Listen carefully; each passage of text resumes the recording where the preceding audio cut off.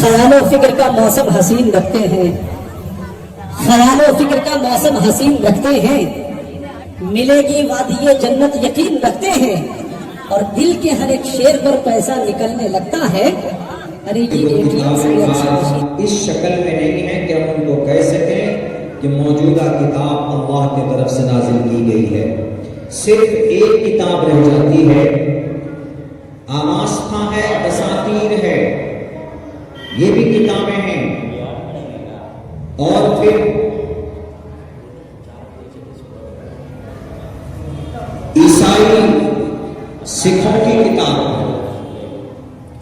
جین مذہب کی بھی کتاب، آواز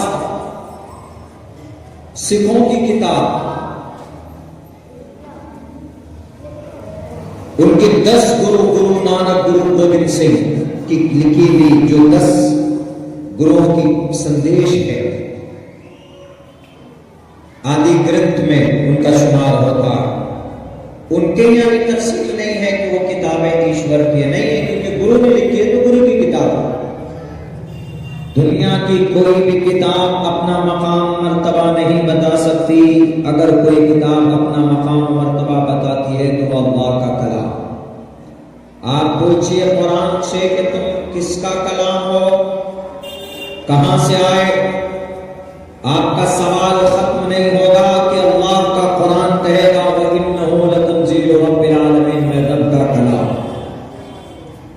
آپ اسی قرآن سے پھر سوال کیجئے کہ why did you come from sky to the earth، زمین پر آسمان سے کس لیے آنا ہوا، مقصد کیا ہے تمہارا آنے کا اس زمین پر؟ تو قرآن کہے گا شہر رمضان الذی انزل فیہ القرآن ھدی للناس، انسانوں کی ہدایت کے لیے۔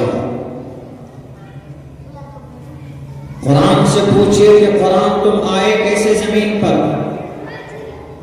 نزل بہ الروح الامین، جبرائیل امین کے ذریعے سے 23 سال کے قریب مدت پہ اس زمین پر مجھے اتارا گیا۔ قرآن تمہاری جگہ کون سی ہے، تم اترے کہاں پر؟ جب آسمان سے آئے تو جگہ کون سی؟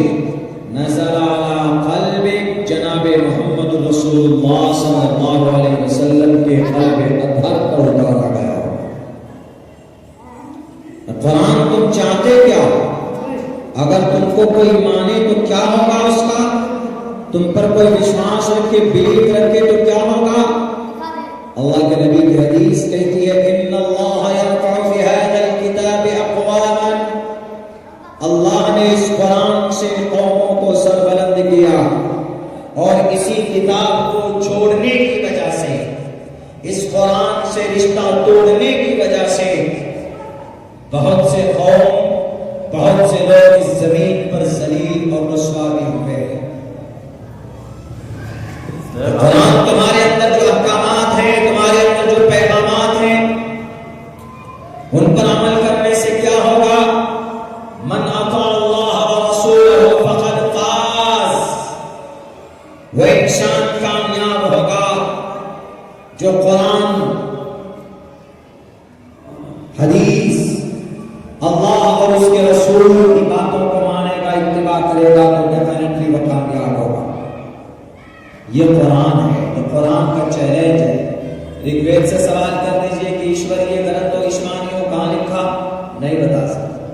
بائبل سے پوچھئے، آج کے بائبل سے نہیں۔ اور پھر دنیا کی ساری کتاب بدل دی گئی، قرآن نہیں بدلی تھی۔ قرآن بدلا نہیں کہ آج تک اسی صورت میں، اسی شکل میں۔ کیوں؟ توریت زبور کو بھی تو اللہ نے نازل کیا ہے، لیکن توریت زبور تو بدل دیے گئے۔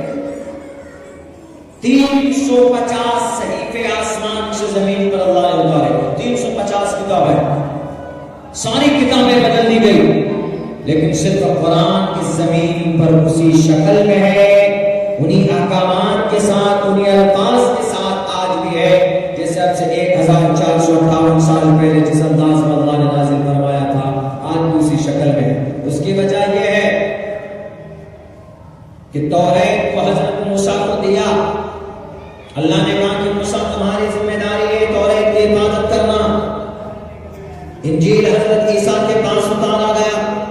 حضرت عیسیٰ کو ذمہ داری دی گئی کہ عیسیٰ پڑھیے گا اور اپنے سماج کے لوگوں کو بتائیے گا، اس کی عبادت کی ذمہ داری بھی آپ کی رہے گی.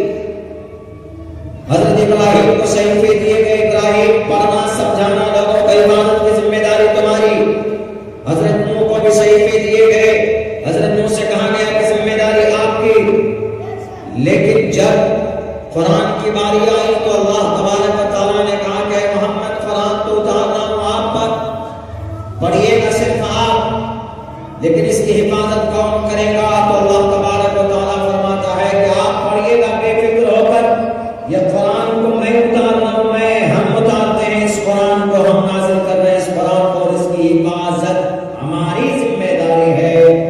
اور کتابوں کی ذمہ داری نبیوں کے لیے، رسول کے لیے، لیجیے ذمہ داری آپ کی حفاظت کی. لیکن جب قرآن کی باری آئی تو اللہ نے قرآن کی حفاظت اپنے سر پر لے لی ہے.